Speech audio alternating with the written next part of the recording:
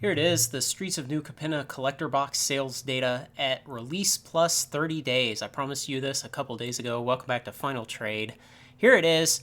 Man, not nearly so good as Kamigawa did at this point, only selling 2/3 as many boxes on TCG Player, but with that lower average price point, about 10% lower, the total revenue from sales was about 45% less. And you can see this red line here, which is the New Capenna data, and how it's just neatly tucked under the blue line of Kamigawa almost the whole way across, the exception being this one little peak here during a bonus buck sale about a week ago, and just pretty disappointing numbers overall.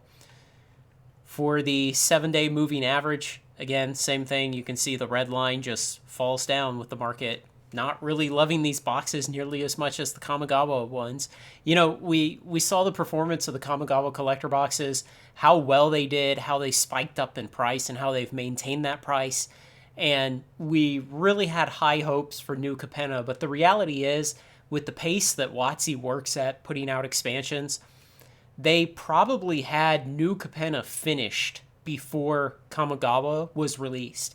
And so there was no opportunity for lessons learned from Kamigawa. Now, going forward later into the year for, say, Dominaria United and Brothers War, probably we'll see a return of those kind of chase cards like the Neon Parallels from Kamigawa, things like that that really drive the value, really get people excited. But man, it is a disappointment to see these Streets of New Capenna collector boxes at as low as, I think, 173 is the bottom that I've seen them at.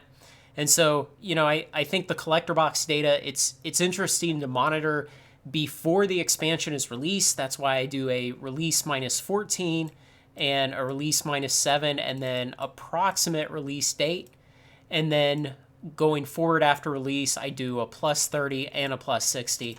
And the reason I stop at plus 60 is that by then, you know, since there's only one single print run of collector boxes, by the point where you're 60 days out, probably the second wave has been released if WotC was holding one back, and most of the boxes have had good opportunity to either get into the hands of investors who are going to hold them for a long time, or they've been opened. And so, you know, a lot of that supply is basically held somewhere semi-permanent by that point. And so I think this is where the real interesting moves will be happening price-wise and sales volume-wise, and not further out on the timeline. Now, the data analysis I do on set boxes, I do those at release day and release plus 50 and release plus 100 because, again, set boxes can go back to the printer again and again, and they are, I think, a much better long-term barometer of set performance,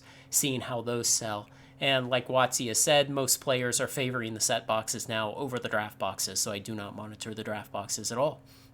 One more interesting thing we see again and again, the people who pre-order early get hosed, and you know, waiting until you've settled in right before release is maybe the best time to pre-order.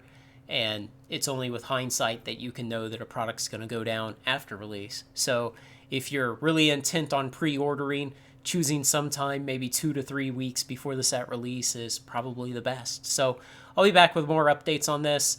We'll see, let's see, the Baldur's Gate boxes will hit the release day, or actually they'll hit the R-7. They haven't hit this yet. I was just populating these fields so the data would be current when we get there. So Baldur's Gate collector boxes at release -7 will be next Saturday, I think. So let me know what you think. Any other interesting conclusions you might draw from this, or any other data you'd like to see.